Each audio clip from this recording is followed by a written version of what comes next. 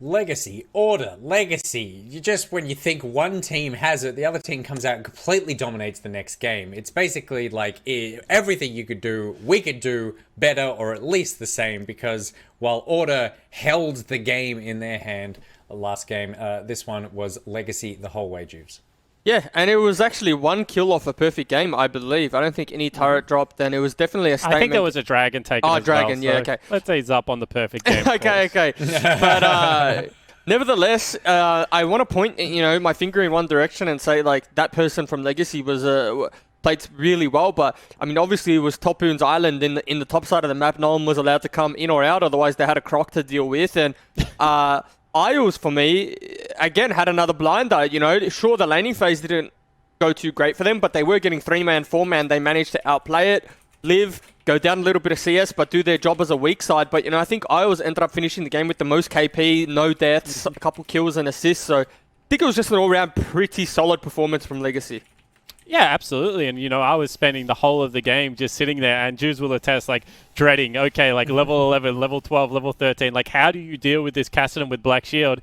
And then you look up, and it's just like, the Nidalee, the Renekton, and Isles all have no deaths, and are actually just killing your team before but the Cassidy even enters a fight. So you got to really give Legacy credit, because I love drafts like that. Like, I really get a kick out of when you have, like, a multi-threat comp with a perfect bridge champion.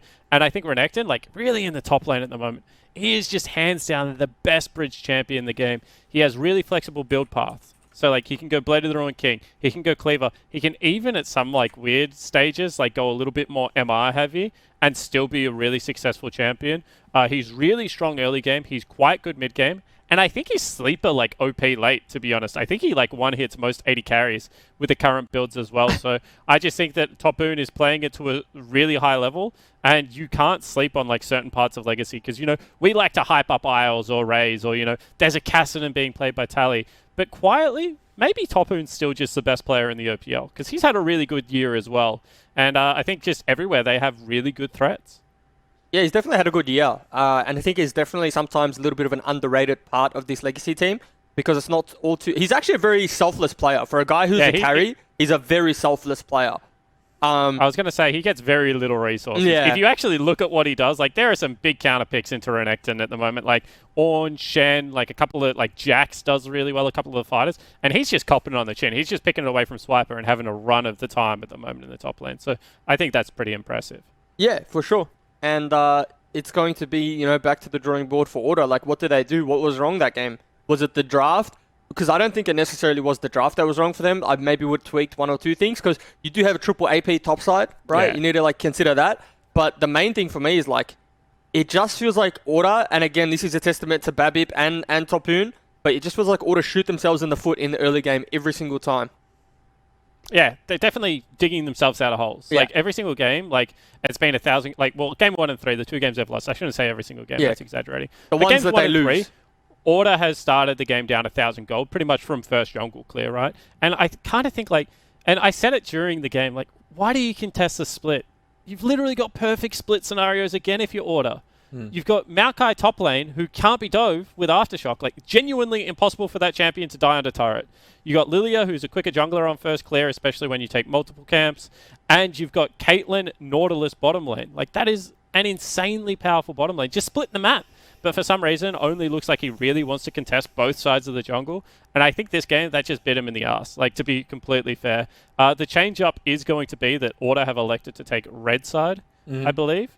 So that will be the change-up. They'll maybe look for counter-pick for Swiper, and maybe try and play a little bit more strong side, top side, because even though Caitlyn's looked fine, it hasn't looked like the series-winning pick. It looked like when Legacy were playing it versus Order.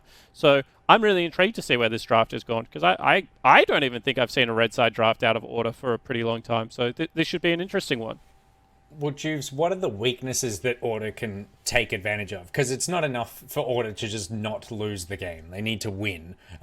So what are the chinks in the armor when it comes to Legacy? I think when you get to a grand final, there's not that many chinks in the armor. And because, like, you wouldn't have got there if you were very weak as a team, right? If there was something that was glaringly obvious, you would have been knocked out, maybe 4th, 5th, or 3rd. The one thing Order have that's really good is when they get to an even point, or when they get to like 1k behind, they actually team fight extremely well. Their setup around neutral objectives is very good, and they actually execute on plans very well. But like I said, the problem is that they're just not getting it there at an even point. It's 3,000-4,000 down. So what I'd like to see them do is not necessarily target, a specific point of legacy, but more just control themselves. It's almost like, we think about the punishment that Only and Swiper got last game. That's just ego jungling. Because you got his whole bot side, and you're like, I'm going to deny the top side too. But it's like, you don't need to deny the top side. You're okay. You're ahead. You've split the map on a volatile matchup. Order just need to be happy with what they have and not try to overreach until it gets to a point in where they're strong enough to take over the game. And I say this all the time. Technically, when you're playing against the scaling comp, you want the early game to be as stable as possible. People fall into this mistake of saying, they're playing scaling, we need to smash them from level 1. But it's like, no, you actually want the least amount of gold in the game as possible. You need the opposite of mentality. You need to take their turrets while keeping your turrets alive. You need to take smart dragon trades while being able to get certain things off Summoner's Rift. You don't want the game to accelerate, because the definition of a scaling champion is they do better than you with golden levels. So if you create volatility, you're just creating more gold and more experience on Summoner's Rift than would be there if the game was 0-0-0 and you chip down their outer turret. So I just think sometimes pro players, they get it a little bit backwards. They be a little bit too aggressive into these insanely well scaling comps. And then before you know it, you've got an 8-0 Renekton absolutely styling in your base. All right, well, Order have one more game with which to turn it around. Legacy only want one more game in which to close it out. It is very exciting. Who is going to win? We're going to find out very, very shortly. But before we do, I was so confused. Well, like I have no other recourse. What am I supposed to do? Like I'm in the middle of a sentence, and then I'm like, okay, well, where do I cough? Once again, I cannot emphasize enough. I'm trapped in a green nightmare. On this side, I have a spin-to-win wheel. Behind me, a wall of green fabric. On this side, I'm wrapped up in cables. I've got a Go XLR kit with, things coming out. I'm just I'm screwed. I'm trapped. I needed to cough. I don't have a mute button. There's no way I could hide it because the camera is just... There's a mute button on your Go XR, yes. Not in the friggin' way that they've set me up, boys. Not in the way they've set me up. They've set me up weird because I got that spin-to-win goddamn wheel. So it's just... I don't know, yeah. I don't know what I'm supposed to do. I'm really sorry. That's honestly made my night, Nick.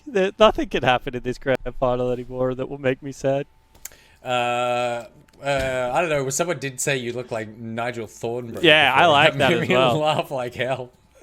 But I was going to say before I got to the part that moment, I hadn't seen this person comment at all. Schnitzel, and I like to think that they haven't said anything else other than the thing they said when I looked down into the chat, and it was just they came in and they just said these guys are flying too low, and then it's just like peace out. And I was like, that's a lovely note.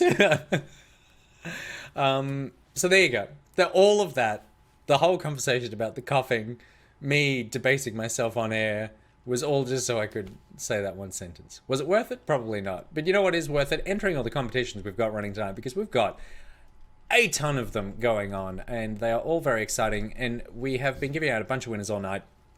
EPOS, the beloved EPOS, one of our phenomenal sponsors this split, want to give away more of their headsets, and so we have been running the EPOS Sennheiser GSP 600 competition, where you download a blank EPOS headset template, you design it to be OPL themed, and then submit your design in the Utopia Discord EPOS Skin to Win channel, and then we announce the winners live on air, and you get a headset. It is as simple as that. Look at the 600 series. The one is the white one. The two is the blue and the tan. The cups. So let's take a look at some more winners. Bring up another winner for the EPOS competition, please. Oh, Boss. okay. It's not just OPL pride, it's Australia pride.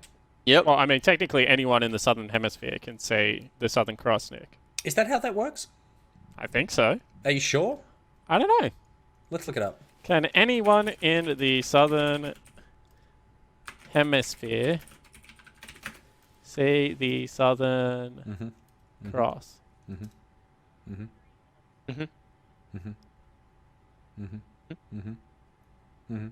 Mm-hmm. Yes, even if you're north of the equator, but south of a latitude of about 25 degrees, which is around, say, Hawaii and parts of North Africa, you can still see the Southern Cross. It's crazy how you come to this broadcast Florida to learn about League of Legends, but you learn about everything. Even flying. Isn't that the exciting thing? Yeah, think about what you've learned in this last segment. You've had cogent league analysis from two of the best in the business. You've had an insight into the dangers of production when you need to cough. You've learnt about the correct height to fly, or at the very least, the incorrect height to fly. And now you know that if you go to the Florida Keys, you could see the Southern Cross. So this is exciting.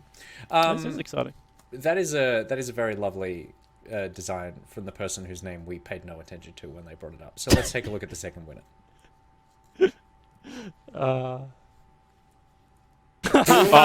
It's hideous.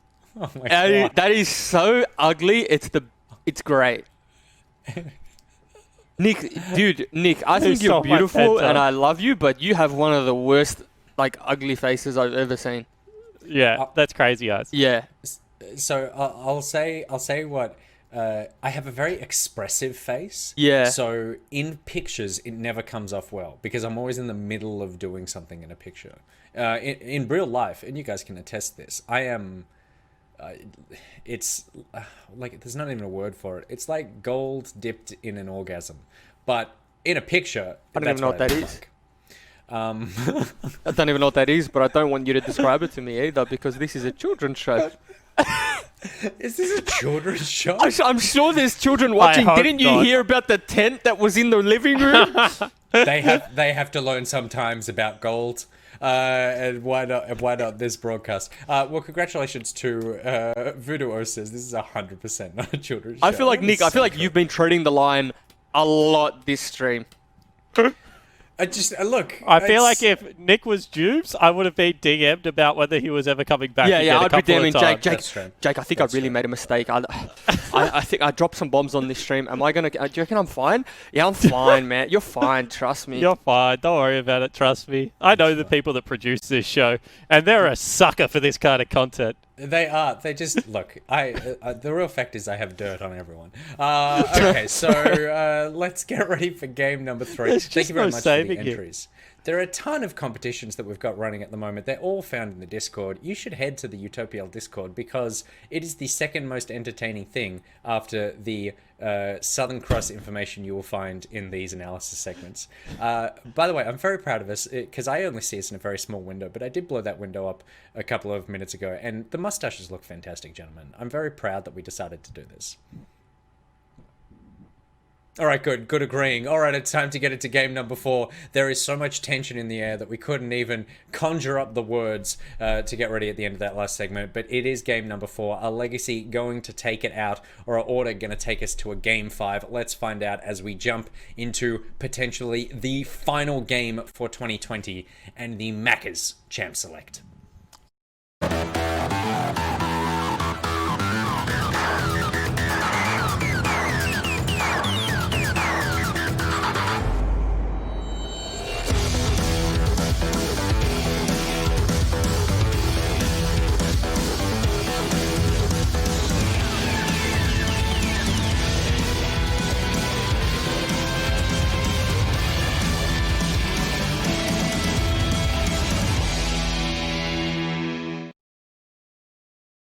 We are back here, Rusty, for game number 4. Legacy on championship point. Can Order bring it back? Can we get a full best of 5? Will we get the 5th match? That is the big question. Tally is still here. Yes, the one thing that has changed is sides of the map. Now, before we get into this one, Skimmy, and we will cast a serious game of League of Legends, I do think we need to address the elephant in the room here, and it's that we need to really discuss who allowed us to dress up as pilots. Because I swear to God, that's like opened the floodgates for Nick. Like, he has towed the line so aggressively this whole night, and I feel like the second we gave him a mustache and a pilot's outfit, that was it. You know, that gave him permission. And I think we really need to address the dress code in future. Yeah, we're just giving him too much ammunition to have fun and games with on this broadcast.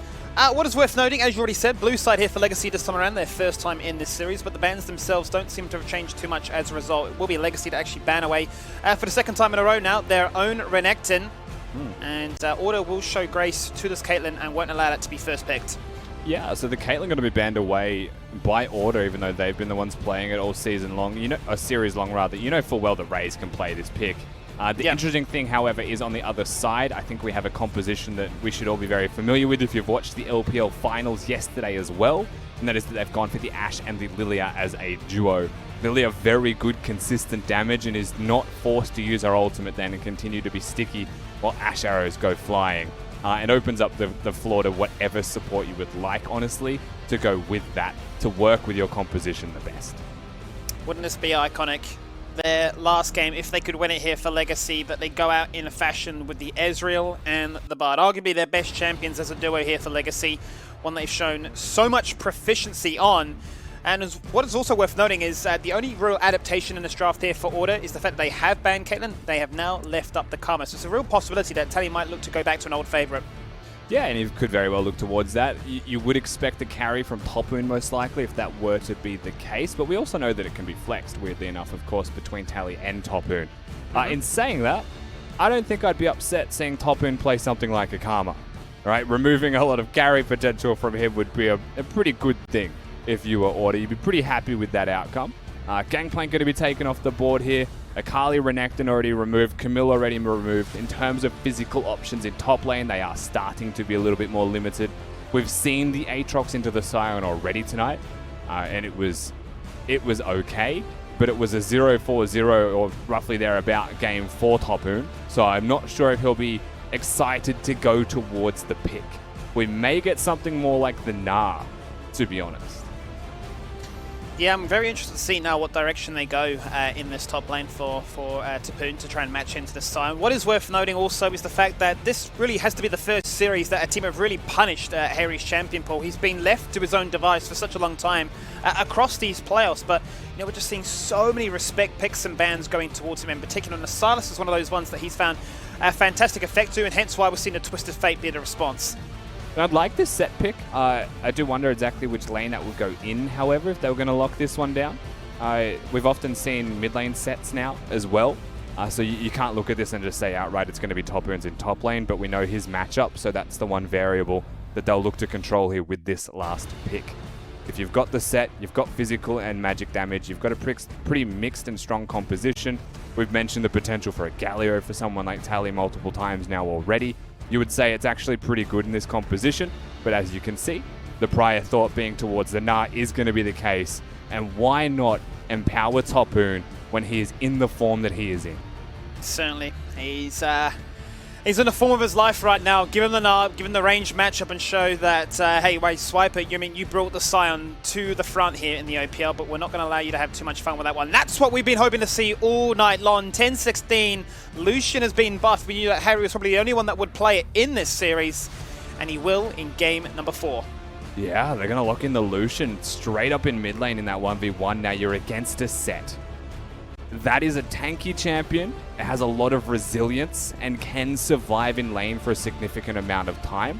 You would expect the Doran shield, and the name of the game there is stack some armor, survive for as long as you can. Yeah. But Hayri on this Lucian has so much carrier potential, and here's the kicker as well. That could very easily be a top lane Lucian. That could very easily be a top lane and mid lane swap of roles constantly. We don't know for certain when Order are playing on the Rift. They've got the Lilia, they've got the strong magic damage dealer there, and the only really important thing here is that Lilia doesn't fall behind, because that is the only magic damage that exists on their composition.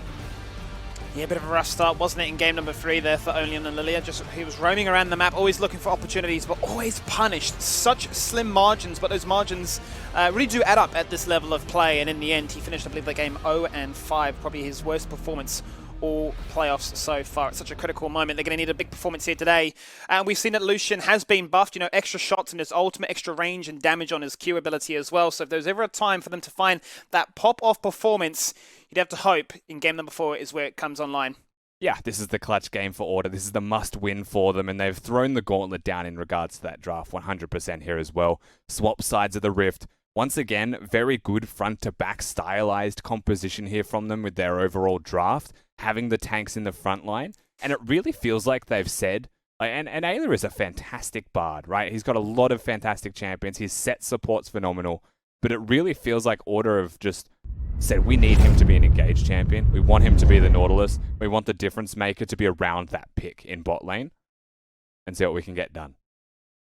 As we've been attacked by Nocturne. Stage. We have, yes. Paranoia is here, level 1. Ready to see what we will get here. Jumping into game number 4. Legacy sitting on championship point. Leading the series 2-1 so far. It is a best of 5. Order will need a big performance here this time around. They'll need to find those opportunities once again, but hope that those slim margins work in their favor. You know, I'm super down to just cast a game with a complete black screen. I reckon we can do it from audio alone for an entire game. Also in pilots' outfits. You never see pilots. We could absolutely do that. Look, this is what we do in the OPL, right? Is we bring entertainment. You know what? We might not be the biggest region, but we like to put on a good show. And you never know. Maybe even Nick Boy comes in here for the TriCast, continues to throw all the jokes and keep things silly.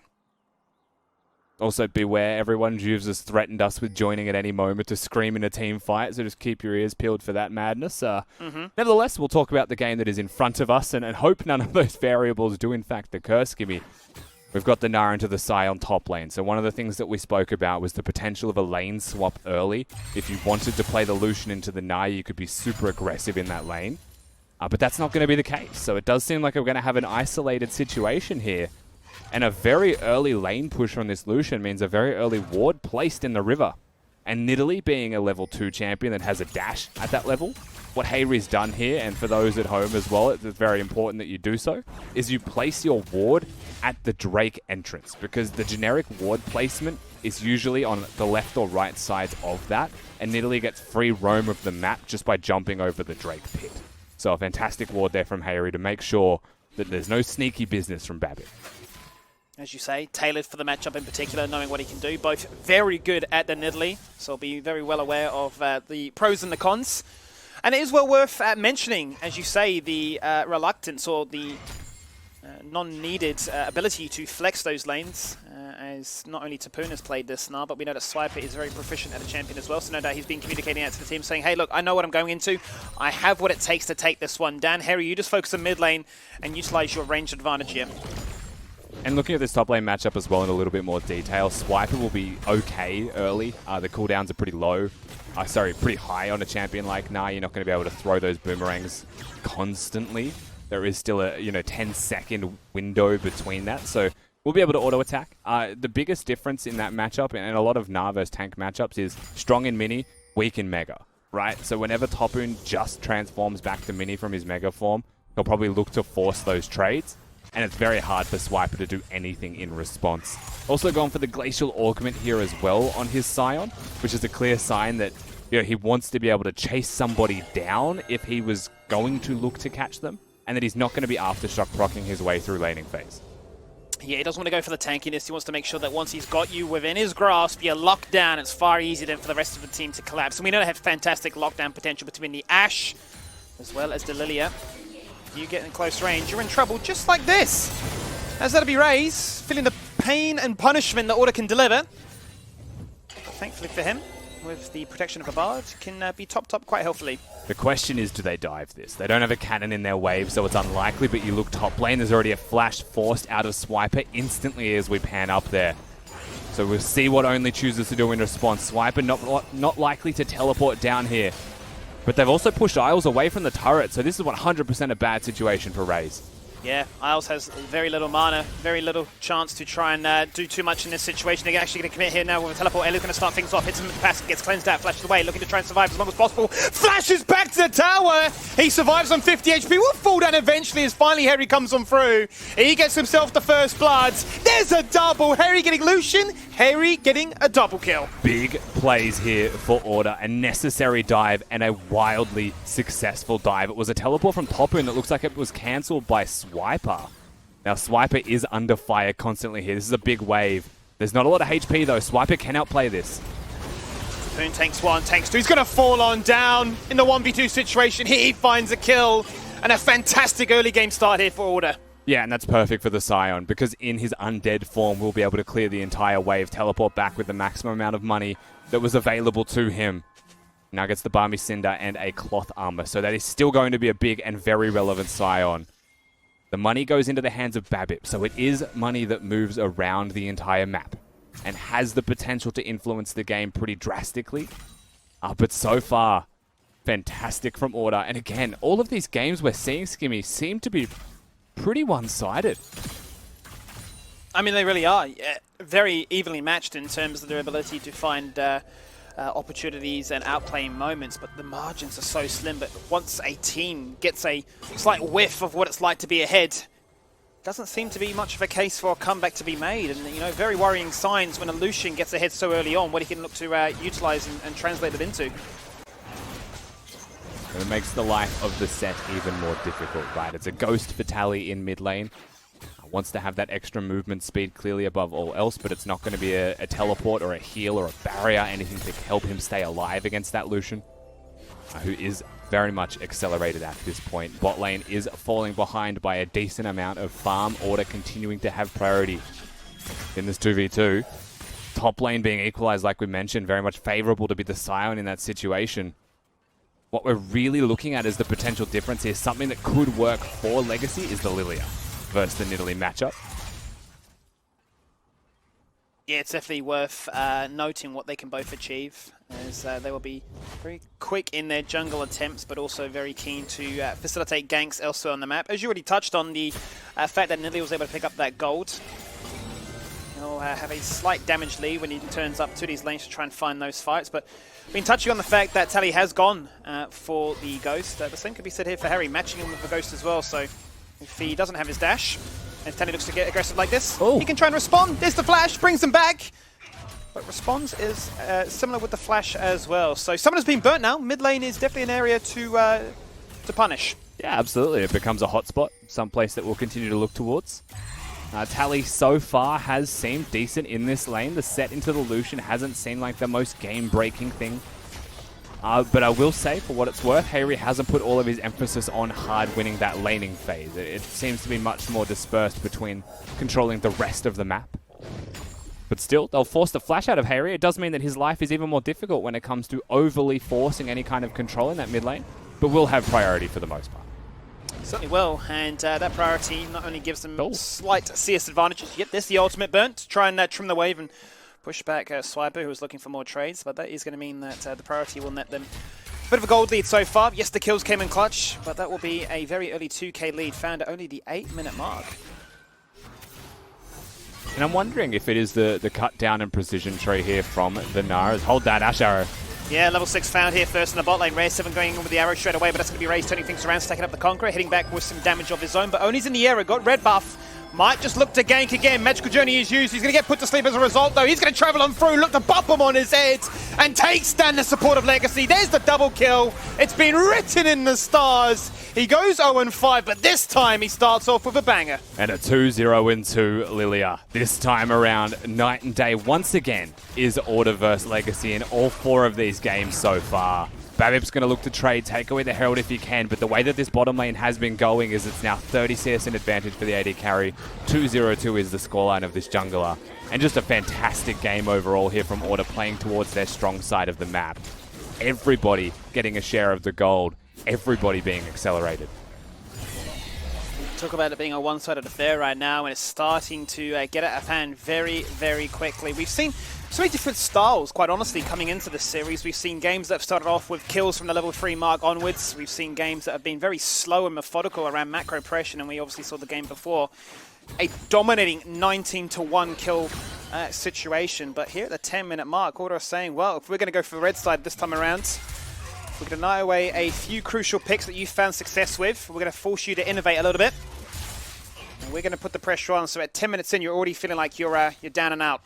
Yeah, I mean, this is a very significant goal difference for a 10-minute point in this game, and with how wildly accelerated the Lilia is right now also, in terms of getting towards really meaningful item spikes. Basically already there, but the closer you get to Liandry's, the stronger you will be. Blade of the Ruined King also done here for the mid laner of Order. Harry's going to be obnoxiously fed, and with this blue buff as well, pretty much unstoppable in mid lane.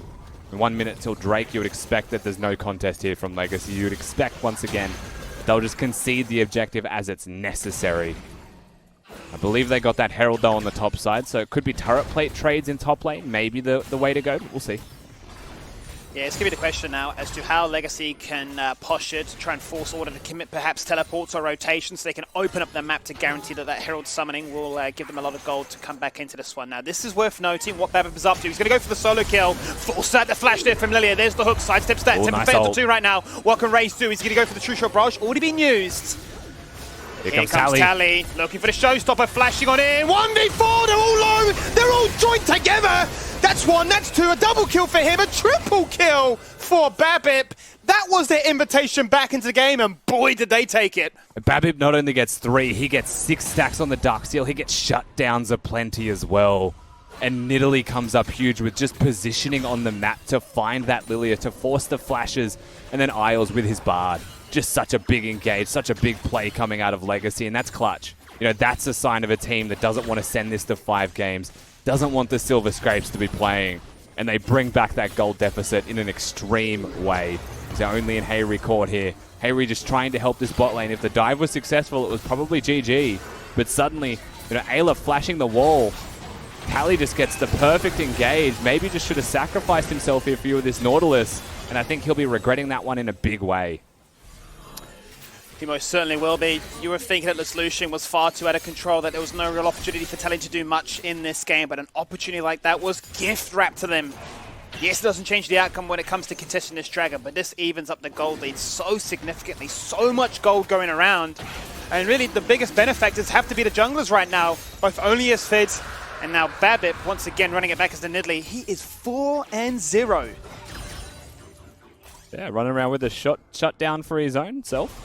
One other thing here as well as we're watching these top laners basically consistently trade is the Ashe 30 to 40 CS ahead, but the Ezreal item spikes being so much cheaper does mean that things are kind of equal down in that bottom lane. So when you're looking at the next Ocean Drake, while it could be the 3rd Drake of the game for Order, I do think that's actually a point of power where Legacy could consider trading and saying we're going to take the skill fight here and see what we can get done.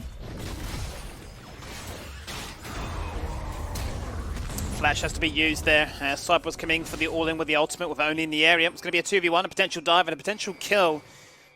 Could have put the Snart further behind in this game. Top lane volatile, but bot lane is where the action tends to be so far as the arrow goes on out. Rez down to 50% so far, but Tally can buffer that by using the Haymaker. Look at the damage this Nidalee will do. Sork Shoes, Luden's Echo, as well as the Orb. He does so much true damage at this stage of the game. Isles just showing off his mechanics at this point. There wasn't really any follow-up available for the Bard ultimate as it connects, but the Cosmic Binding is there. Bounces that off the minions and a nice little zoning hook from Ayla, honestly, more than anything else. But still, the mechanics are on. Isles is showing he's got what it takes here on this Bard. And that is dirty damage from Babip. The fact that he has gone for the flat magic penetration build here does mean that his damage is maximized in its current moment. Black Cleaver also the itemization rush here from top lane, most likely going to be the Frozen Mallet build. But we've mentioned this a lot with other champions such as the Renekton, but once you have the Black Cleaver, you're much more equipped to start those team fights.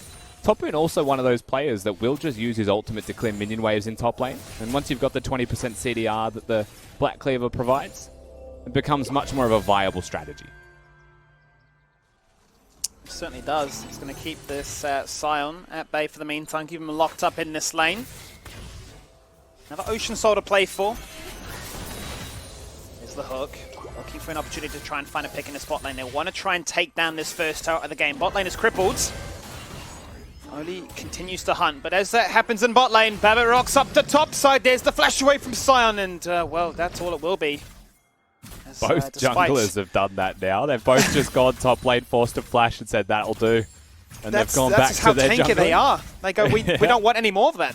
Yeah, wherever these junglers go, you have to respect it. And one thing that, I feel like I've spoken about this before, but I think Lilia is utterly broken. And if you ever ask me why, it's because she can just go bowling in every lane. If you just sit out of vision and throw a swirl seed, just throw an E out, if it hits, you can engage. And that's broken, because you can do it from anywhere. You're literally Zoe without the need for a wall. And that makes it even easier to hit.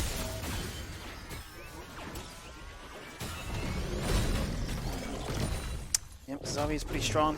Imagine Zoe and Lilia together. Skill shots flying. People going to sleep. People having a very bad time. As it stands so far. It will be Order that have full control of the Dragons, but it will be Legacy trading that opportunity by going for top side control instead. They're going to pick up now their second Herald of the game. Question is, where would they look to try and open up this map? Will they once again target these side lanes, make it easier for those opportunities to be found, make it easier for Nidalee to share the wealth around? Best Dukes in the game are currently awarded to Scuttlecrab after that one. Not a single skill shot was able to connect. Nevertheless, it will go down. Swiper now with a bit of freedom here as well if he wants to move down topside river. And the lane assignments from Order currently have Hayri on the weak side of the map. I feel like, you know, with a 2-1 Lucian starting to get close to those item spikes, you may want to really bring him into the mix. But I will say that because Drake is up in a minute, while he is currently weak-sided, I wonder if that's the way that it will stay as Order are moving top lane. Looking for an Ashe ult, it seems, on the top urn. Just outside of vision right now, that has been revealed by the Scuttle. But as you say, between the Essence Reaver and the Cloud Dragon, that's 30% reduction on the ultimate. Makes it quite easy to do, chuck out those arrows, see what sticks and see what can be found. They'll just have to settle though for mid lane pressure instead. Ezreal's grouped up though. And you've got the Rift Herald that you can summon to break the mid lane outer turret while Drake is being considered. So that's a pretty good play here from Legacy overall. You can see it's going to go out. Ashe arrows. There it is. And they're going to follow things up with a hook. And just like that, Nidalee's got a lot of gold going the way here of the Nautilus. A crucial pick, and that of a jungler no less. Yep, the Herald's been summoned, but it doesn't achieve much. Yeah, it's just going to be diffused. So fantastic read from Order. Overall, they don't force the Drake on spawn. Instead, they sit around mid lane, they hover. Top Moon's about to lose that Mega Gnar, and it means the engage can happen once again here from Ayla if he looks for those hooks, and it does seem like Legacy's only option now. Best course of action is disengage, concede the third Drake of the game here to Order, and they just jumped the gun too early, and they're punished very well. Indeed, pinpoint precision there from Rare, the team to follow things up and to take down the key target, the main Fed member on the roster of Legacy here. Fantastic timing.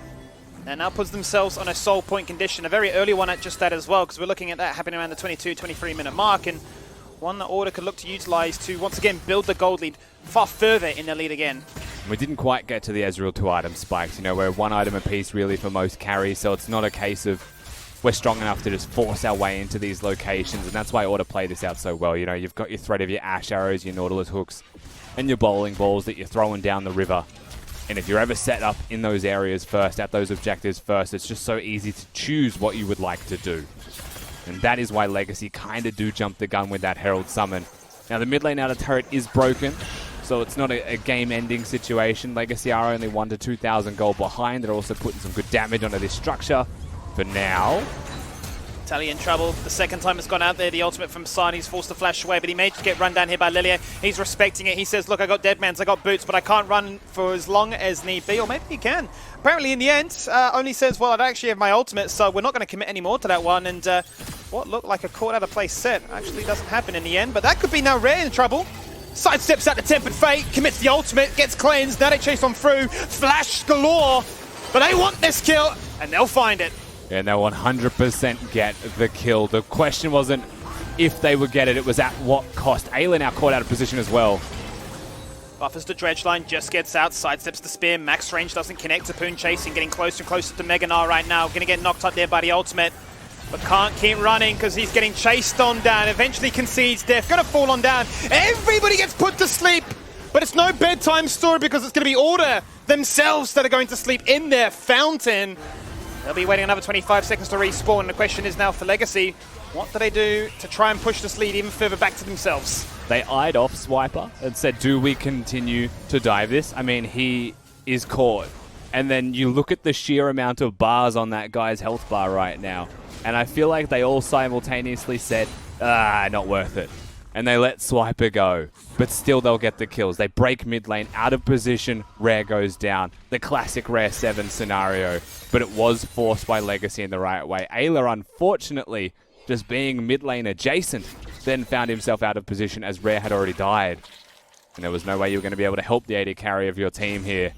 And nice stuff from Legacy to continue to give themselves gold. And we've gone from the situation, Skimmy, where it was like, what, 2,000 to 3,000 gold difference starting to really heavily trend towards Order? Yeah. Now they're slightly ahead. Yeah, it was a bit of a disaster really there. A calamity, if you will, where multiple summoners were burnt, but to good effect as well. As we've seen, the seesaw effect really of this economy has gone back and forth so frequently right now. It has been Order in a driving seat for the majority of this game, but that was a major, major win here for Legacy, and one that will, for the first time, as you point out, give them the gold lead this game. The question I have is, what will they be able to do with any kind of advantages? Like, does the gold lead mean anything right now? And I feel like they're basically at a neutral game state. No objectives are going to be heavily forced at the current moment. Remember that in that fight in mid lane, a lot of summoner spells were used. That could directly affect any kind of picks that may happen here as we get closer to the next Drake spawn. Ashera going wide, however. That was one of the options that goes missing. But still, no flash on the Ezreal, no flash on the Bard, the Set, or the Gnar. As that Drake comes up and about for an Ocean Soul, I mean, you may find those picks. Big power spikes between these AD carries, however, and a big win for the Ezreal, I'd have to say. Yes, they don't have their flashes, but Ezreal has one built into his kit. He's gone for 40% CDR now. Blue Ezreal is truly there for the taking, and with Isles opting for the Mikhail's Crucible, means that if he doesn't have that Summoner Cleanse available, he is still safe and nimble to output maximum DPS. 40 seconds, and you have to imagine Legacy will have to contest this one. Well, that's a soul point and an Ocean Soul at that. They do have priority of the area right now, but there's still 30 seconds and another mid lane wave that needs to be cleared first. And you can see the teleports coming out from Swiper straight into the mix, saying this is not something we're just going to give the side of Legacy. Topoon is going to hold on to that Mega Gnar as well. From the looks of it, is just on the cusp of getting that spawn. So they could turn on at a dime, and at any moment they could look for that team fight. This is the perfect situation for Legacy to play aggressively. But the Mega is forced right now, at least from a volley out of Ashe. This is the waiting game if you were Order Skimmy. You wait for that Mega Gnar to go, and then you look to fight when he's mini. Question is, will Tally decide that we want to fight right now? The damage goes out. There's the Ashe ult. There's Swipe forced to flash away. Tapoon expires, soon to come on through. Back to Mini Gnar. There it is! As you go at the stop, but you're dead, you're gone! Harry with the culling, but it's just not enough damage. He needs to make a play right now. Gonna dash in a Grace Fair. Double kill for the Ezreal. A triple kill for Raze. Harry doesn't have enough juice left in the tank. He can't do much. They follow themselves through the magical journey. It's like a movie, a montage waiting to happen. The perfect fight. And now they'll get themselves an Ocean Dragon as their rewards. And Legacy are just class acts. The fact that they're able to consistently win team fight after team fight from deficit from lead, it does not matter.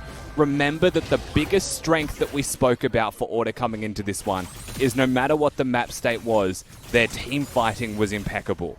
That's what they're losing at right now in this game. Topoon stuns Swiper, pulls him into the team. Raze does cop an Ashe Arrow, but it's not going to be his health bar. And then Tally finds his moment. Picks the battle. We're back to Baron. It's a 2,000 HP Skimmy.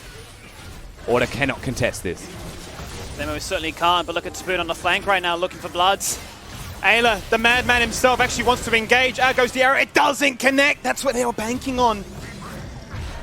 Well, Legacy, they get double buffs right now. And they can look to disengage with a gold lead that's growing now in their favor.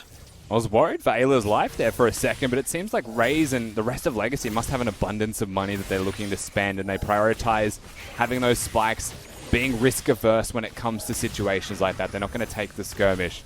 And you would have to imagine that after this Raptor camp and the red buff that he just took, that should be the Death's Dance.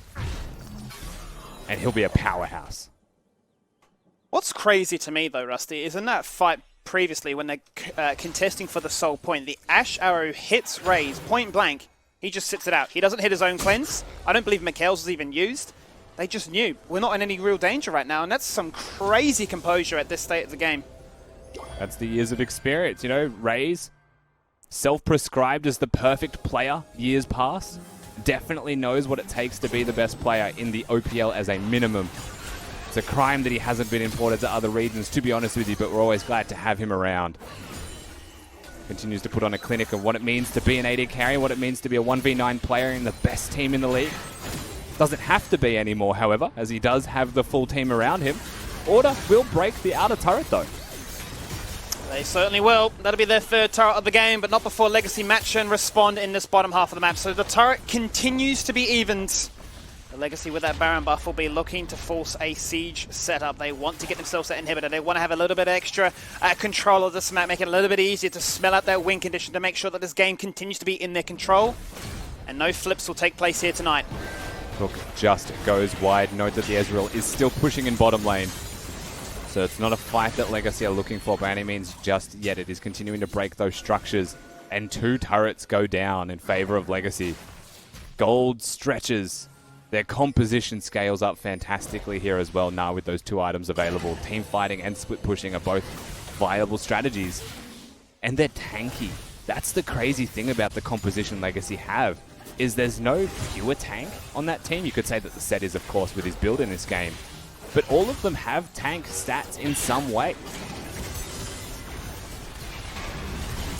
Tanky and strong. Let's give it the second turret now falling in mid lane. The gold lead is getting further and further out of their hands. Order are down by 5,000 gold. They know that this Baron buff is where they can lose a lot right now. They don't want to take any unnecessary risk. They're going to try and stem the bleeding, but not going to overcommit themselves. 3 waves are crashing.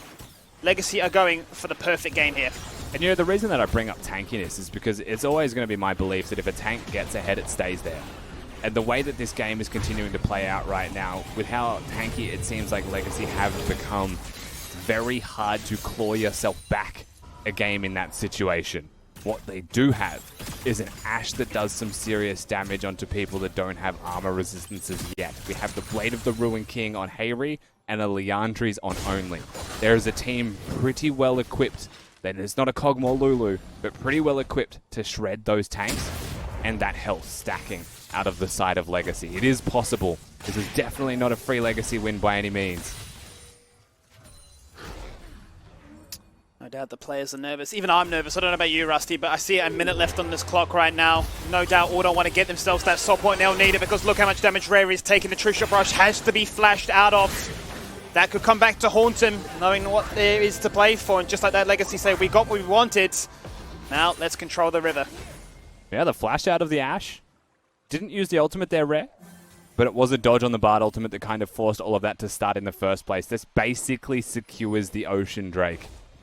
The way that Legacy are going to play this one out first, however, is they're going to force priority in this mid lane. Make sure that the wave, as it gets closer, is not something that Order freely look towards. But you can also see they're looking for picks first. Why take the free Drake?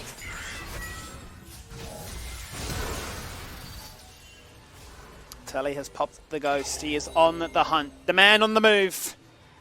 Looking for any opportunity that comes his way. Looking to play goalkeeper, zoning out all these opportunities. He's not giving Order any inch of space on this map to put down vision, to hunt out picks. That's it. You're exactly right, Skimmy. Why give them an opportunity? You know, this may just be hard reading in terms of how these teams play, but we know that if you're not going to contest the Drake, what you should do is go to the other side of the map, right? Take some jungle camps, get some gold, take things away while you can do that because you know where your opponents are. And then if you look at the way that Legacy played that with mid priority, they crossed mid, they stood on the top side, and they forced a flash out of Only and a ghost out of Hayri. Just for them trying to make that cross-map jungle gold trade. They're not even able to get that. They are being denied at every possible avenue from that hard read by Legacy. That's a big move. Big move with real consequences right now. Because Legacy, they've asserted themselves control of this map.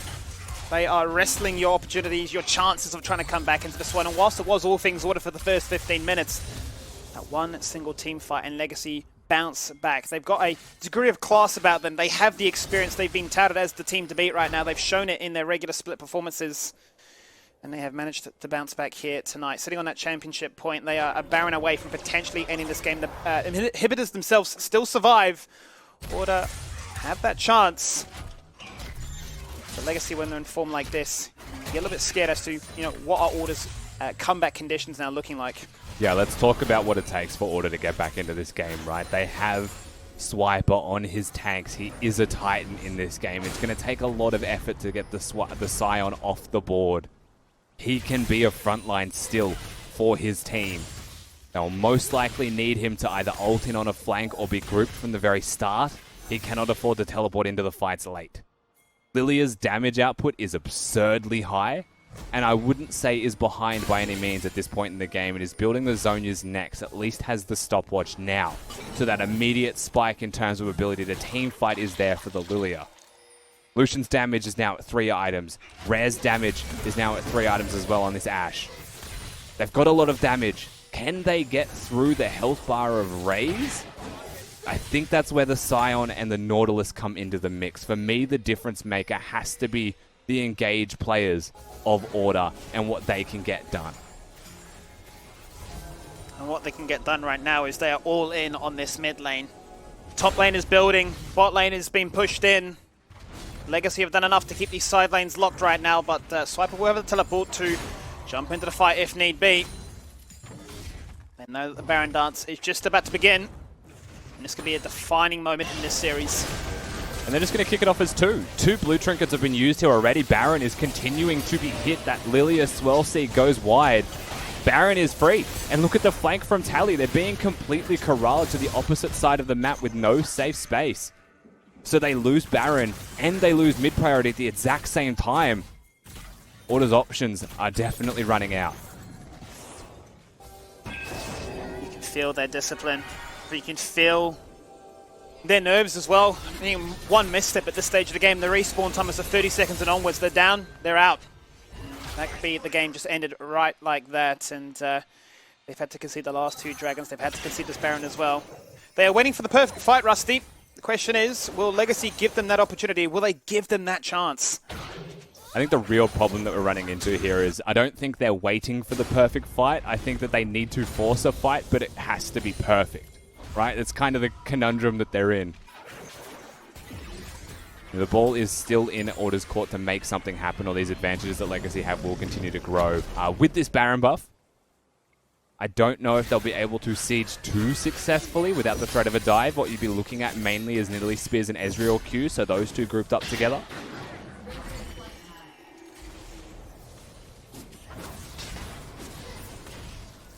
Here we go. The ARAM begins. It is the grand finals of the OPL. A minute to play for another Ocean Soul condition. This one looking like the goods here for Order. This one looking like they're ramping up their pressure. They know they can't afford to keep giving over these opportunities. They're going to try and bully themselves into the river. You'd be happy with a smite steal, right? You'd be happy to sacrifice your jungler to get it, but you can see the cost here. Ashe Arrow. Ashe Arrow is gone right now. Doesn't buy them anything as a result. That means Legacy go on the aggressive. Now they find out one. That's only locked in place in the stasis. That's Ray's gone!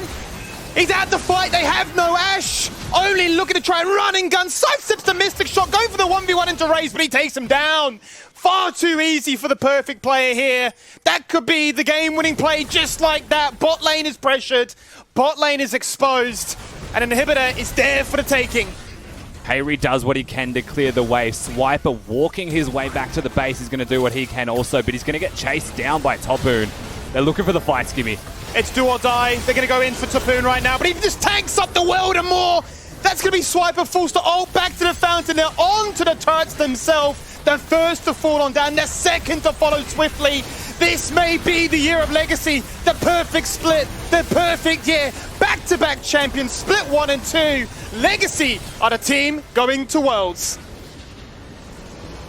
A fantastic game, a fantastic series, split and a year for the boys in green. Legacy Esports stamp their foot down and say we may have missed MSI, but we're not going to miss Worlds. The second title in their history. This was their year. This was their opportunity, and so many of these players have been at this grind for such a long time. You've got rookies, you've got veterans, you've got pros that have done it all.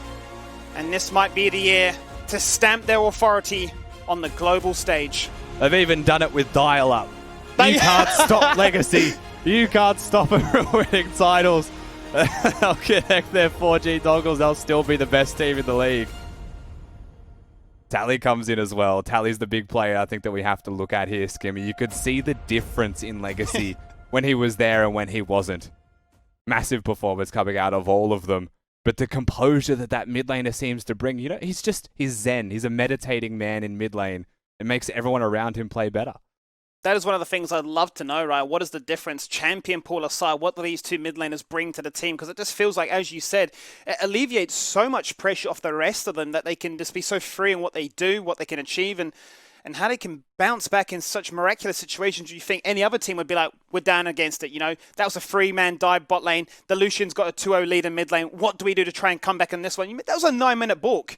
Lucian was so incredibly fed, but I don't know, Legacy just displaying their class time and time again, just finding opportunities that just tend to not exist elsewhere. Yeah, that's the crazy thing, right? Looking at that game, you could very easily say that was Order's game to win. They were so far ahead. They were looking for a dive bot lane, and you feel like if you watch that back, if that dive were to happen, if it was successful, you'd be very hard-pressed to see Legacy come back into that one at all. Suddenly we're in Game 5 and it's a different story, but just Legacy's ability to make that magic happen, right? That's the reason they're our best team in the league right now. From that deficit against a team like Order who always find the consistent wins with leads, not today. It most certainly is. And, well, that's just how it is on the day right there. 3-1 goes the way of Legacy. The curse continues, unfortunately, for Order. It wasn't their year. They tried so hard. Commiserations to so many of those plays. They gave it their all. They were the team to beat. They were the team that showed such formidable rise from split 1 to 2, and the awards to close out these playoffs were rightfully awarded. But unfortunately for them, Legacy, just too much consistency on the day. We're going to throw it back to the boys on the analyst desk, and welcome back both Juves, Nick, and Spawn.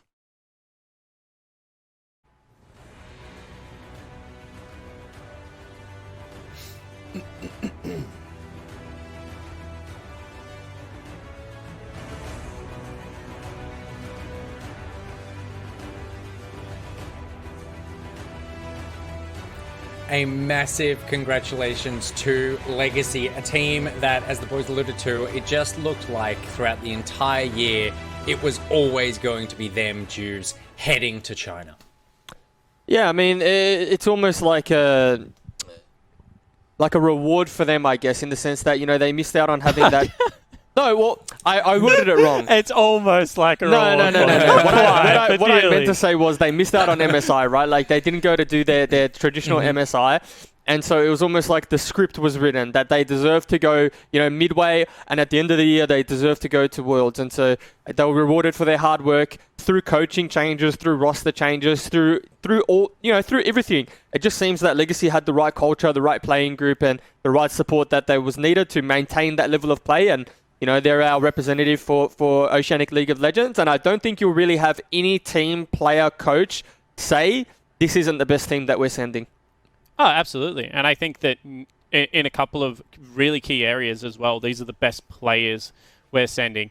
And throughout this best of 5 series, we saw once again, and, you know, we kind of went through it mid-series, you know, the class of Raze, the class of Tally to have a game-changing ultimate on that set to give over a triple kill, and it was to Babbitt. Like, these players in key moments, you're 4,000 gold down in a game that could send you to the 5th game of a best of 5, where, honestly, like, Juice has played them. All gloves are off in a best of 5. It doesn't, like, sometimes, like, even the better team doesn't win the 5th game. Like, sometimes, like, you just have to throw the biggest punches in that round because everyone's so tired. So they came in and they got it done in game 4. And that's what a classy team does. Even when you're ahead, they find a way. They find that one moment in the game. They sit on the one control ward that is going to be able to swing the play. And the best players in the OPL, despite being down gold, will always be able to come out ahead in those scenarios. And as I've said the whole time, like, I think Legacy were the best team in week 1 of the OPL. They've now shown in back-to-back best of 5s against Order, who were the second best team, that they are definitively the best team in the OPL at the end of the split. And honestly, I can't wait to support them at Worlds, because this is a group of players that definitely deserve everyone's respect and admiration. And is this a group of players heading into Worlds that have the kind of mental fortitude for their next leap? Because we've seen them in the OPL. I mean, they are a cool, calm, collected group of guys. When they're making that jump, this is a big jump from OPL into getting into Worlds. Juves, Legacy have the temperament, I suppose, the discipline to be able to like withstand that kind of pressure. I think no team in any region knows if they're ready for Worlds. Up until their first game at Worlds, right? You can say what you like about how good teams look in their specific regions, and then if you use international teams as an example and you look at the likes of Team Liquid before that they went over, you would argue that they were the most prepared any NA team's ever been, and they kind of underperformed. So, you know, all I would say is that they're the best team going from our region. They have some superstar players in that roster, and they have some very good role players as well. And you know, some players in Legacy's roster, like Topoon, can go from a role player to a carry player. So, how are they going to go? I think they're going to do quite well. I think they're going to surprise some people. You know, we often compare ourselves to the likes of Japan, to the likes of Brazil, and Turkey has often been said like it's Turkey that's just that little bit level above, right, as a team. So it's just going to be a good test as always. And I know whatever team goes, they're going to take the O spirit with them, and they're just going to be fighting until to try to make it out of the group stage.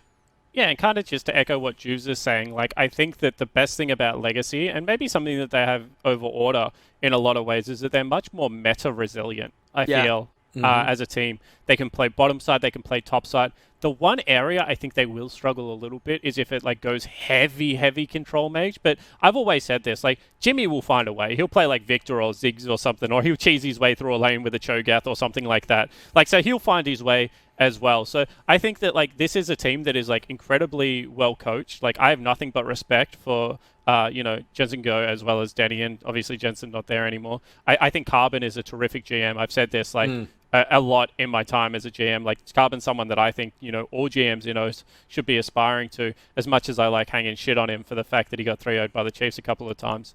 And I think that, you know, across the board, this is a team that they'll give it a good crack. And I mean, if you're an OPL fan, all I can ask is that, like, regardless of who you supported during the regular season, don't shit on this team, because they're going to go over there and they're going to absolutely, like, fight tooth and nail to, like, gain our respect. So, you know, get behind them and make sure that you're supporting them in doing that. 100%. And Juves, let's take a moment for Order as well, because they worked all the way up until the end on this, and sometimes they were battling against the other team, oftentimes they're battling against themselves, but they persevere time after time and just pipped at the post right there at the end, but putting up such a fantastic fight throughout the split. Yeah, I mean, you know, I've been in their position, not necessarily in the grand final, but, you know, being knocked out when it's obviously the worst time to go. I would say they have a lot to be proud of. Obviously, words don't mean that much right now. But, you know, in terms of growth, in terms of player trajectory, in terms of how they've handled themselves throughout the season, they have nothing to be ashamed of. And even this best of 5, like, you know, this game was just on a knife's edge. And it could have gone either way right up until the very end. And then all of a sudden we're in a game 5 and it's anyone's for the taking. So, again, they should be really proud of themselves. And the one thing I do want to say is that, you know, if only does, you know, keep his mind in which he says that he's going to retire, then I just want to send him off and say congratulations on an extremely successful career. He's been one of the best junglers in our region for a very long time. And again, he should be super proud of what he's accomplished, what he's achieved, and he's just been a very good friend and a very good jungler and ambassador for the region. Spawny can't retire now though, right? Like, not when he got this close. He's got one more split in him. No, I think a couple of us are done, to be honest. Like, as Jews will know, like, League takes a lot out of you. Like, obviously, we'll go back and we'll talk to Jordan and we'll talk to Brandon about what they want to do next year. Brandon being Swiper, sorry. And obviously, I don't know necessarily what I'll do, like whether I'll continue to coach the team either next year or I'll just go back to GMing, because obviously having a second kid coaching, you know, it takes a lot of time and it does take a lot out of you. So we felt like this was really our shot to be able to do it together. Unfortunately, we fell short, so that is what it is, I guess. I mean, look, you fell short, and I know that for you, that is the thing that you care about the most, but you fell short to the best team in the region, and you beat everybody else. So it is like, you made it all the way there. That is something absolutely to be proud of. You and the boys, the entire organization, just putting up such a mammoth effort there, and there's just a lot of respect, I know, and seeing in the chat as well, there's a lot of Order love out there, and a lot of just a lot of fans of you and the boys in the organization. Yeah, no, and that's why we do it, right? So, in all seriousness, thanks to the fans, because like we wouldn't have a product without you guys, and I wouldn't be a commentator or a caster or a coach. And yeah, as I said, like I love the respect. I love and respect everyone that supports us, and all I can say is, you know, all the Order fans for the next month and a bit should become Legacy fans. And, you know, as I said, I'll find my jumper from somewhere that I purchased at 2016 finals as well, and we'll all dust it off together, and we'll all cheer on, you know, ex-teammates, ex-people we've coached, and ex-people that we've been really good friends with across the journey. So congratulations to Legacy. You know, they're definitely deserving of the championship this year.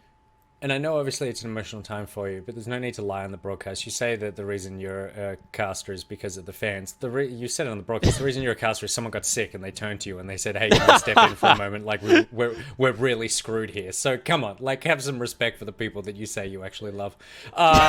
Also, I mean that's a very good point. We want to be supporting Legacy. We want to get out all the Legacy stuff. I mean, if we were any kind of real broadcast that truly supported Legacy, we'd turn off the blue sky right now. Just have those green backgrounds in support of the boys. And obviously we know there's some members of the Chiefs organization in the back room there at least who are at least wearing Legacy pants and are ready to go. So there's a lot of was that it or was it the other way around? No, it was Pato was wearing from the Legacy Chiefs pants. wearing Legacy pants. Yeah. God damn it! Why did I question myself? That would have been perfect. But look, honestly, it is so exciting to be able to see the guys be able to go over there and compete at that level. And it's just been a fantastic split, Juice. What was the highlight of tonight for you? Besides, Look, to be honest, highlight of the night, it depends on which side of the fence you sit, but highlight of the night would have to be the set play from Tally, right? Like, that's just a big game changer. Lands a 3 or 4 man slam into the jam, and it's a big gold swing. It's I think we calculated 2,600 gold into Nidalee pocket. Nidalee then starts running over the game. So for me, that's just the highlight. Yeah, I would agree. I think that's one of the best plays. I would throw another one out there, which is the 2v2 laning that we saw out of Legacy in Game 1. I'm a real big 80 carry support purist. Like, Def Mako was my favorite bottom lane for a very long time. I loved, players like Uzi. And I don't think I've ever really seen a first-year player take over a bottom lane the way Isles did for those first 3 levels. Like, Juve said it the best when we were sitting in Discord. It's like he just had magnets on those bindings. Like, they were not missing for anything in the world. I think he landed, like, the first 4 of the games. And Isles is a southeast suburbs boy from Melbourne as well, like I am. So, obviously we breed him well out here. So, really well played. And I'm super happy for Jonah to be able to win 2 splits in his first year. That's insane for a brand new support player coming into the league. I like it when good players lose at the start of their career, because then I get scared they're going to retire young.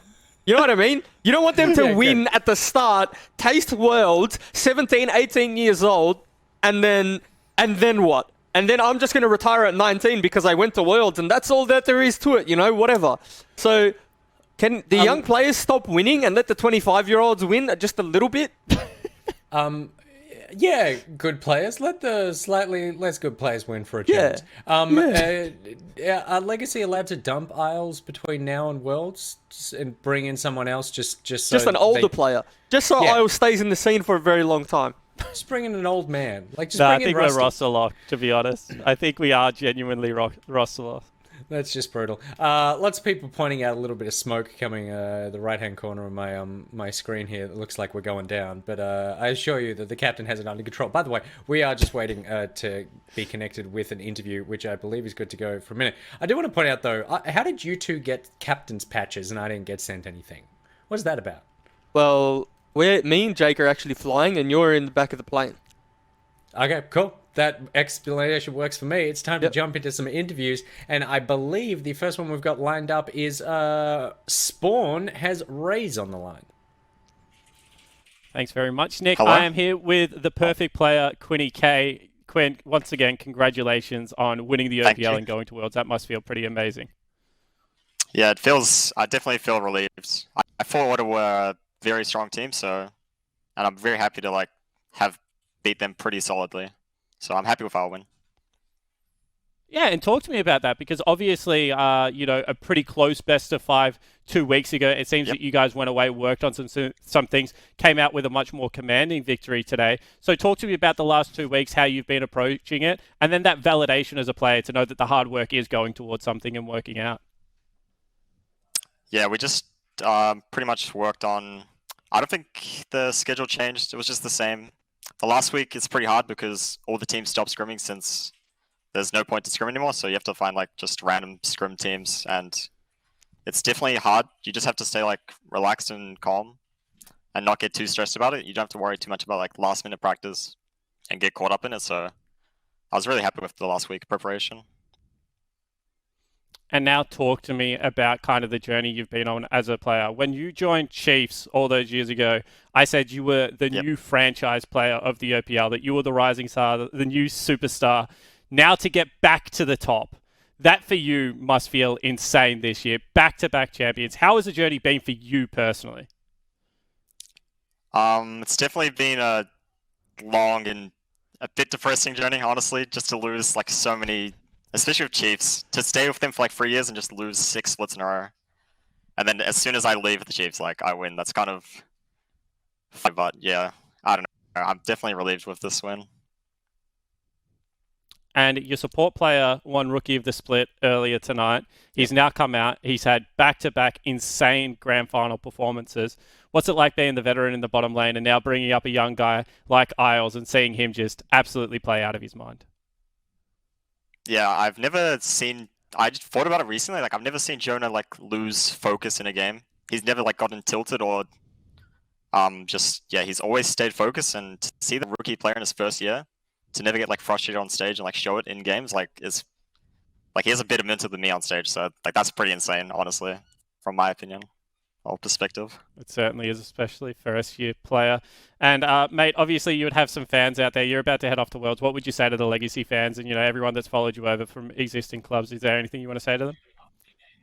I just hope when we go to Worlds, like we do everyone proud, because Oceania at Worlds has always been, and MSI has just been a bit sad. But yeah, I just want to like do OS good at Worlds, and I don't want everyone to think we're just a joke region. Well, I certainly will be cheering for you, Rage. You're one of my favourite players in the region. Thanks. You know that. Congratulations again, mate. We'll throw it back to Jude. Thank you. Boys. Oh, lovely entrance there, Spawn. Thank you very much to Raise there. Juves, has that man ever raised his voice above a soft, seductive whisper? Play Diablo 3 with him. He That's all actually I'm has. saying. He actually has, and he got me very angry because he yelled at me once. About what? Like I didn't even know we had beef as a team, and we were versing his team. I think he was on the Chiefs. Yeah, he was on the Chiefs. It was week 1. I was on Mammoth. He was on Chiefs, right? Playing a game, and it was like a long, hard game, and then they end up winning. And I'm sitting there like, okay, we lost. Like, this is just a mutual... I'm losing. It's a mutual loss. And all I hear is Quinn start yelling, and I watch the VOD back. A dude's out of his chair yelling. And I'm thinking, do we have a problem? I don't know if we have a problem.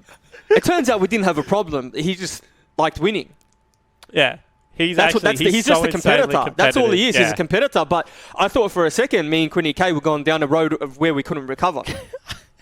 I love Raze. He's genuinely one of like the personalities off camera of the OPL that you would never know if you just listen to his interview and his like actual front demeanor, like from his Twitter and stuff like that. He's genuinely, as Drew said, he's packed full of personality. Yeah, he is. That off season where we played Hardcore Diablo together was the most interesting off season ever.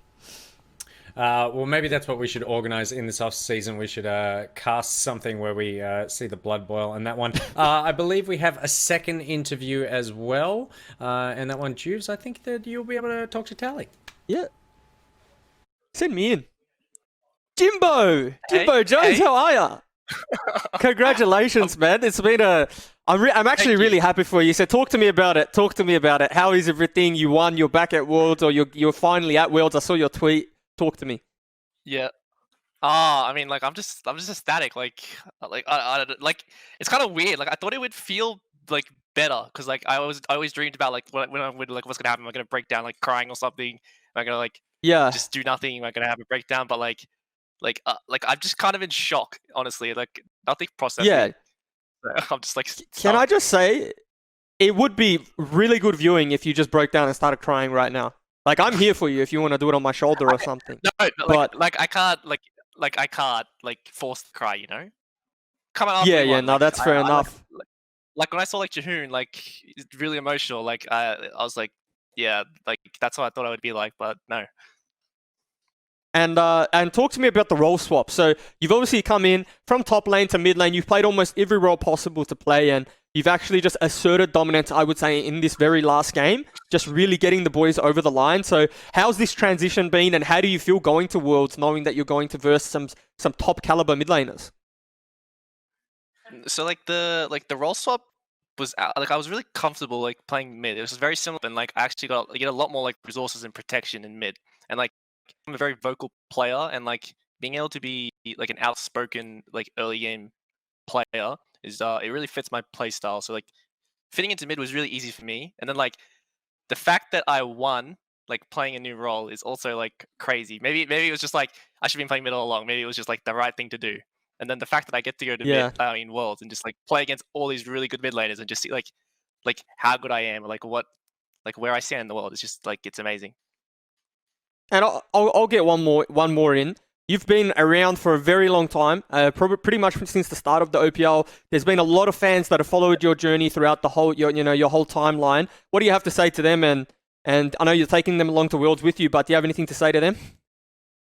I mean, just like the generic like thank you everybody who like just has supported me this entire time and just like trusted that it would just work out in the end like it has right now. So like thank you to everybody. Like actually, I got to shout out to my parents right now actually because I'm pretty sure they're watching. So thank you, mum and dad, and my sister. So Fantastic. I appreciate all the support you give me.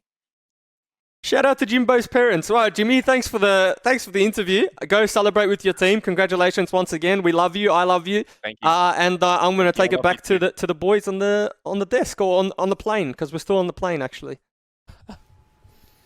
I mean, very happy for Tally there. The only thing that really takes the shine off it is it truly a victory if you didn't play the entire year? Absolutely, it is, especially for Tally, because this is a guy that, like, I mean, let's not like sugarcoat it. There was a turbulent off-season in the OPL this year, and a couple of players that are really, really good players looked like they were going to retire because of it. And Tally missed the start of this year due to some things probably out of his control. He gets picked up by his first club he ever played for in Legacy and goes on an absolute tear. And I worked with Tally for 2 years. I have so much respect and love for Tally. I actually think personality-wise, he's also one of the like people I get along with the best out of the OPL. I would have him back on my team in a heartbeat. Like, he's just all-round, and I'm sure Jules will say the same. Like, he's just an awesome guy. And I think that he has a mind for League of Legends that, like, people would sleep on so hard. Until you actually see how James approaches the game, like, it is really without parallel, I think, within OS. At least when I worked with him, I think he was the smartest player I ever worked with. So I'm so happy that he's been able to win. I wish I could have done it with him. Obviously, we got super close together. But there is probably no one that isn't on order that I would rather see win more and continue to win than Tally, because he is an awesome dude. He is an awesome dude. We've got a lot of love here for Tally. Also, a lot of love not only from us, but from all of the voting community for the End of Split Awards is Isles. And let's have a quick chat with the man himself. Hey, buddy, how are you? Hi, I'm great. How are you? I am fantastic. I'm not as fantastic as you are because what a night for you. Not only at the end of your rookie season, you get voted rookie of the year. You take down Order. You head to China. This is a monumental start to your League of Legends OPL career. How does it feel for you? Honestly, I'm really over the moon.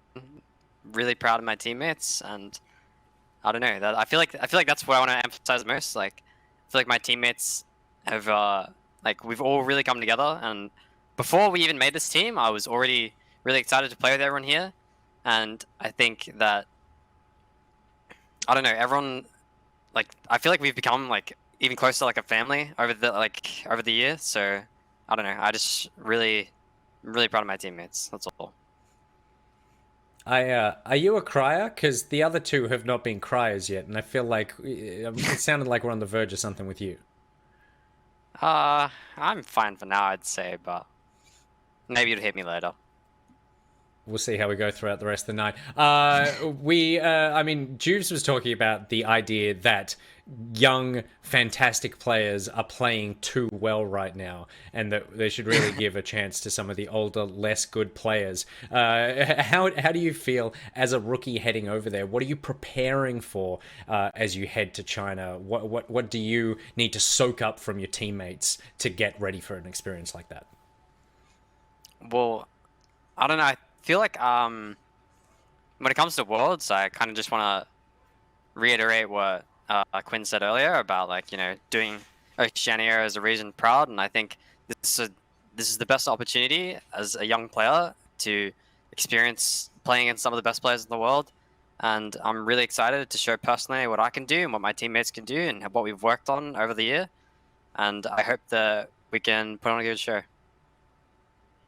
And finally, the guys both, when we're talking to Raze and Tally, that obviously they're stalwarts in the OPL community. They've been around for ages, and this being your first year, they were talking about a lot of fans backing them, and what do they have to say to those fans? You obviously have fans yourself, but you're also at the beginning of your career, and this world is a chance for you to really put a mark out there and gain a big fan base like those guys at the beginning of your career. What is it that you want people to say about Isles as you head over to Worlds?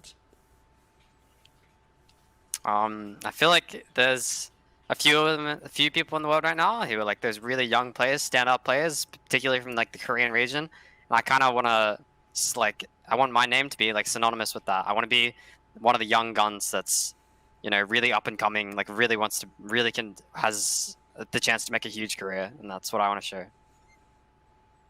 Well, on the world stage, you have that opportunity to prove it, but at least here at the OPL, you are one of those young guns who is raring and absolutely taking the scene by fire. So congratulations on the win tonight. We are incredibly excited, not only for tonight, but obviously everything that you have ahead of you with China and with the rest of your career. So just enjoy the evening, mate.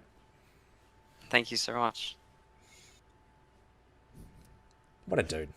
Genuinely so wholesome. So Can nice. can I just, before we continue, Nick Boy, I won't take slander from you in interviews when I can't respond. What did I say? didn't. Hey, I didn't. I said, can the young players stop winning?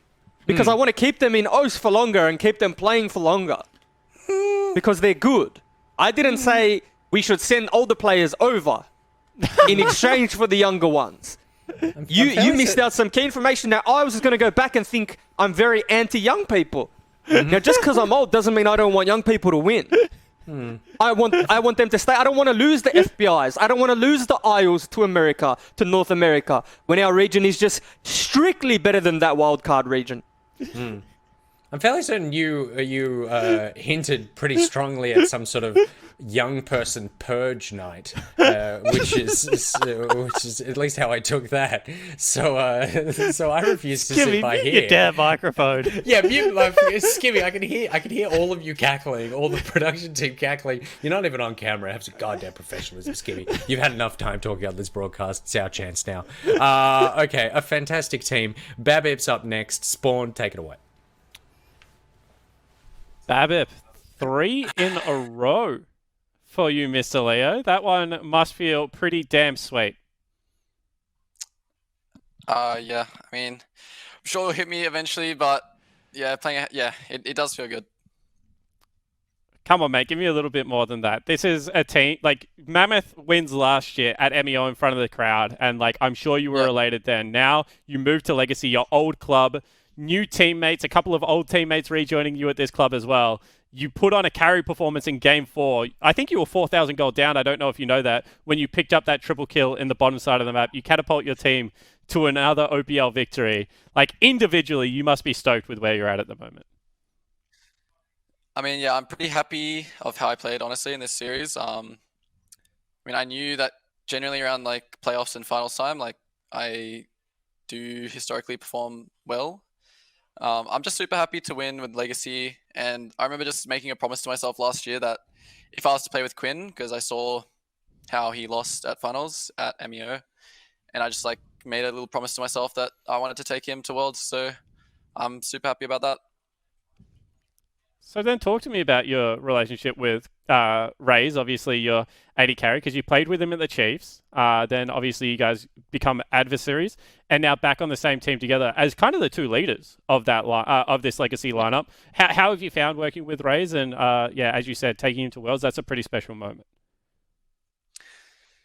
Yeah, I think just me and him we sort of know what like in a veteran way, we know what winning in a winning environment looks like, and we can sort of like teach everyone else like what it really does take to win and the work that's been put in and stuff like that. So I think that it definitely would have been a lot harder if I didn't have Quinn with me this year, I still think everyone else is super talented, but Quinn is sort of just like the leader of our team. But yeah, it's nice. It was very nice to play with Quinn again this year. And I want to ask you on a personal level, right? Because I know that everyone makes the dad and son jokes with Swiper and Thien, but honestly, in my opinion, Yeah. I've always thought of you and Swiper as like that big brother, little brother syndrome. Was it more sweet to knock Swiper out this year? Did it feel bad? How was that personally for you on that level? I mean, yeah.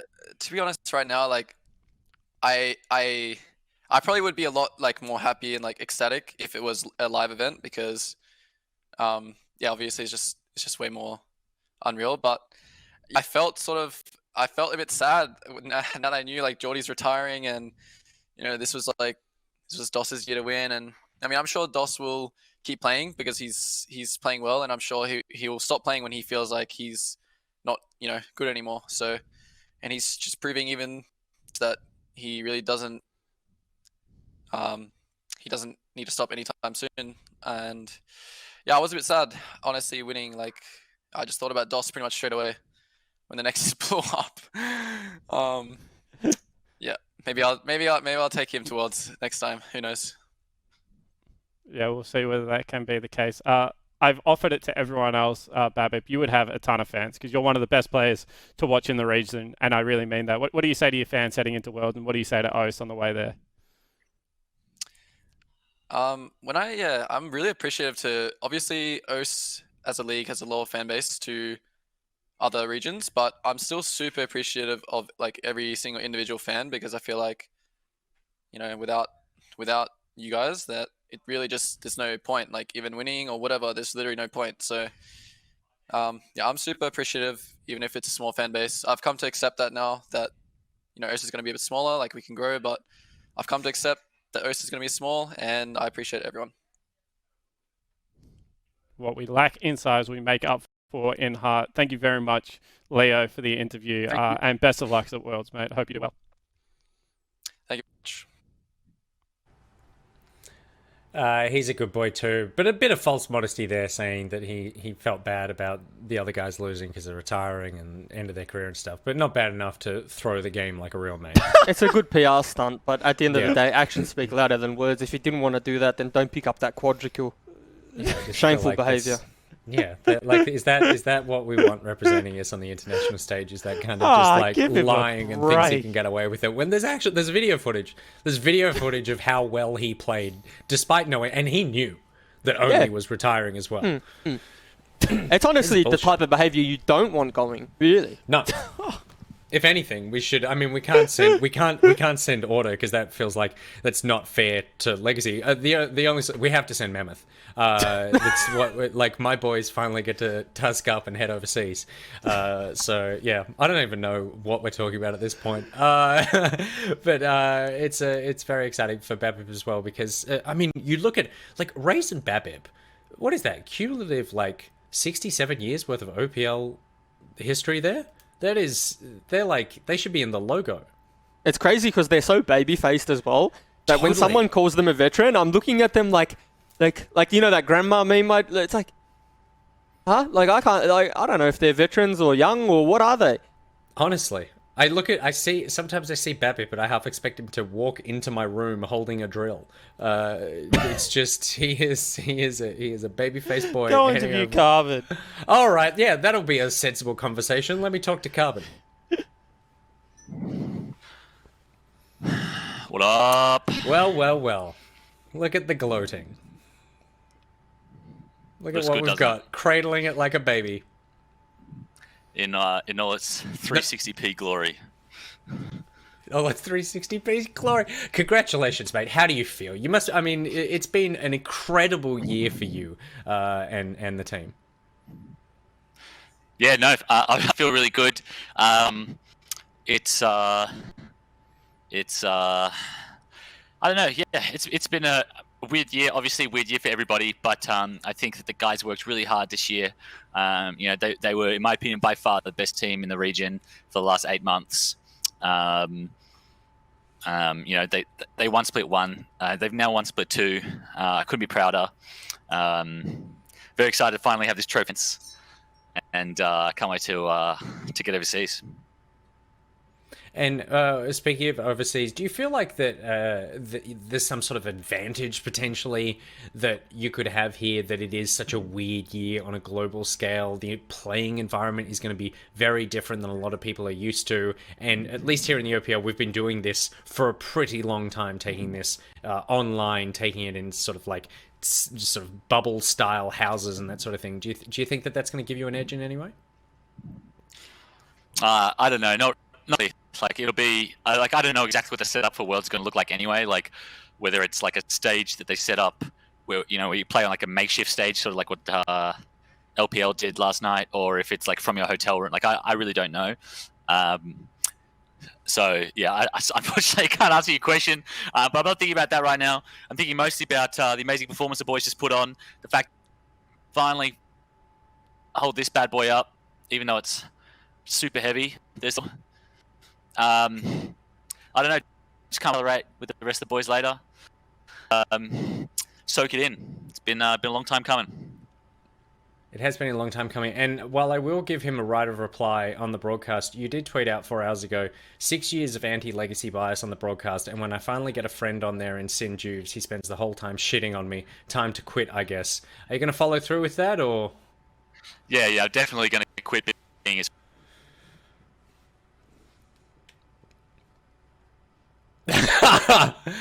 All right, well, congratulations on the win, mate. You and the guys have just put up an incredible year, and it's been a real joy to watch. It didn't really ever feel like it was in doubt, but it must be very happy to be able to close it out. So go enjoy the rest of the evening with the guys.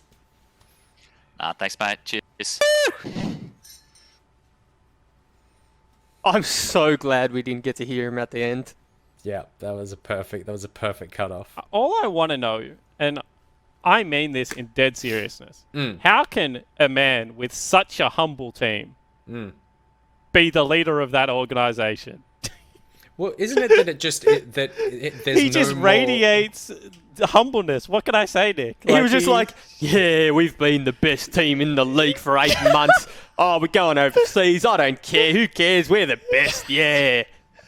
So I've always thought of it, because I've noticed that as well. Like Legacy are just a team who are just so quiet, like as people, so quiet, so humble, so passive. And then there's Tim, and Tim appears like that on first blush, but then you realize the man is like 99% ego and 1% human flesh. So I'm wondering if it's some sort of Dementor situation where he sucks the ego out of the people around him and imbues it into his own body. So therefore he stores it. He keeps them humble and focused, and therefore he releases it back into them at the end of the split. He's actually got an ego, so they don't have to be. Because that's he what real knows leaders that do. Players with an ego get flamed. So what he says is, don't worry, guys. You give me all the shots, I'll fire them, and I'll keep you safe. That's actually what Daddy Carbon is all about. Well, who remembers when he went overseas and said, it's almost too easy? Too easy. It is, but look, the guy deserves this. It is incredibly exciting. I hope. On a nice note, I did mean what I say by the fact, and I say this all the time. So Carbon's probably used to it, but Carbon, single-handedly brought AFL interest, into League of Legends, pretty much, by signing the AFC to the AFL. That was, one of the first big acquisitions. He also is one of the few general managers that has been incredibly stable through, the peaks of, the early Legacy days into the troughs of, I think they came, third, and then, finished lower on the ladder as well last year. Now back into a peak. He's really stuck at it. He's, the OG, he's the Reginald of Oceania, for the lack of a better word. And he runs a really tight ship over there at Legacy. So definitely someone that I look forward to playing GM to GM. And I think that he kind of sets the standard for all of us out there. So, definitely hats off to him and the whole Legacy organization. Absolutely. And I am excited about seeing those sandals on an international stage. I just feel like it's not representative if they don't I go try over and there be as well, serious. I'm missing the tone of the show. Someone's got to keep me are we flaming people? Or are we being serious? That wasn't flame. He likes the flame at sandals. all. Fair. I'm genuinely a fan of what he does. He is him to a T. I hope I don't know if you could tell given the state of our broadcast, but I am over the whole like casters dressing up like they're all like in fancy suits and pretending that pilots. Exactly. like they're pilots. Exactly. Let's games are fun. Let's just have fun with this, and sometimes you want to play games in your sandals, and that's fine. A massive evening of League of Legends you have witnessed, and there is a lot more to come because we are entering into the post-show now, and entering into this show. Let's welcome back Rusty and Skimmy.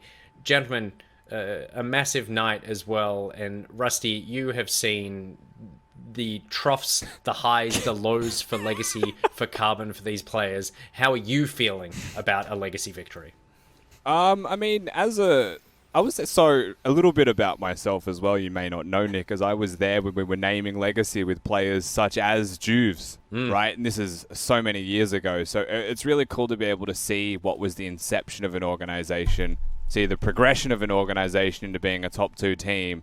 And though they never win, they go back to like 7th and 8th place. Suddenly they're a dominant force again in 2020. It has been a really cool journey to watch, and a lot of it for me is about the resilience, right, and the staying power of this team to always strive to be better, and they always seem like they have that aura about them. I just want to. I totally agree. I just want to point out there's someone in the chat that they've just got a bunch of characters as their names. Oh, that's why I was laughing, dude. Before you threw to them. Yeah. When does the match start? And I'm like, you've just watched us talk for 5 minutes with every player on the team and the GM, and then we're talking about like worlds and everything. Like, pay attention. It's better than that. It's when the profanity doesn't start. Yeah, it's like, come on. He's so mad it hasn't started yet. It's ridiculous.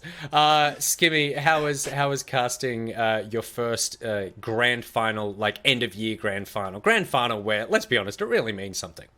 Yeah, I mean, it does. Despite obviously casting from home, I was quite nervous actually coming into this one because there was a degree of feeling the emotion that the players would be under, the pressure, the pump of knowing that there's only one spot up for grabs. I just mentioned before on Twitter that, you know, it is kind of the brutal nature of playing out of a minor region. You can have so much talent, but only 5 players can actually go across to it. So you had all these really, really interesting personal stories to follow of, you know, players returning, players having another crack at it, players poised to retire to try and cement their own history. And you just feel bad for the players because you feel like, you know, you just want to give everyone that sort of pat on the back, that hug, and say it's going to be okay. But it's once again, you know, the brutal nature of what it's like to play out this region where you can only have 5 players that can make it to the big stage. That's right. But we are sending the best players to that big stage, and we are incredibly excited to be able to celebrate alongside Legacy with their victory and as they head off to represent us across the world. And a massive thank you to you guys as well for joining us throughout the course of the grand final, the split, and the year. It's been an absolute pleasure having you as part of the broadcast, part of the community that makes the OPL very special. And we are, of course, about to enter the post-show where normally we would be at MEO, we'd be wandering around meeting you guys, hanging out, playing games, and we are going to try to do as much of that as we possibly can in the post-show. If you haven't joined the post-show UTOPL Discord yet, please, now is your chance. Just open up Discord, add a new server, discord.gg/UTOPL. Here is a preview of the end of evening shenanigans that we have planned. We've got some MPL, we've got some more giveaways, we've got some weird OPL segments. There's a bunch of like art streams and other, just a ton of stuff happening in the Discord right now, and so it should be a really fun evening to just spend the time to hang out and celebrate OPL, these teams, and each other as well.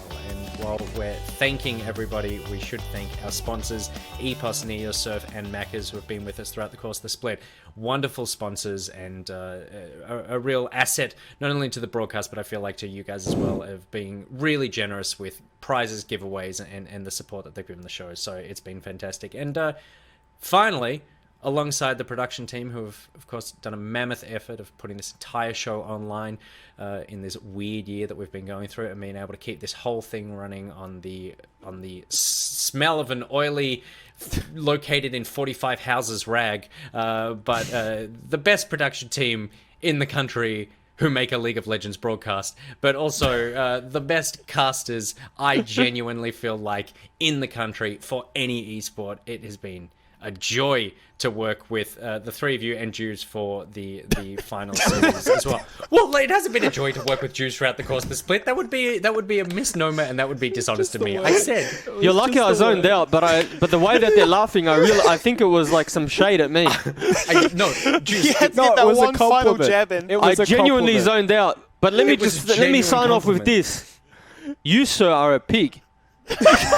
It was a genuine compliment. What, do you want me to say that it was a pleasure working with you throughout the entire split? No, it was not. At one point, Jews, at one point, you were our direct competition, mate. Don't forget that. All right, but Spawn, thank you very much for, yet again, an incredible year. I feel like you're one of the best in the business, and it's been a pleasure working with you. No, as I've always said, honoured to be able to work on the broadcast. Hope I get to do it again next year and continue to just bring the best League of Legends esports from Australia and New Zealand to you guys at home. Can I just clarify that it's OS more than Australia and New Zealand? It's like the surrounding OS, islands and it's stuff too. OS, Yeah. okay, Oceania. No, because Nick said that before. I was taking a jab at Nick, not you. No, that's all right, mate. You What just did throwing I hands say? everywhere. But you said everything. Come on, All right. guys. Let's Let's be happy. Rusty, again, another year with you, another year under the belt, and not only have we grown together as colleagues, you've grown in terms of physically. You're bigger than I remember you were the last time, and I hope you've had a fantastic year as well.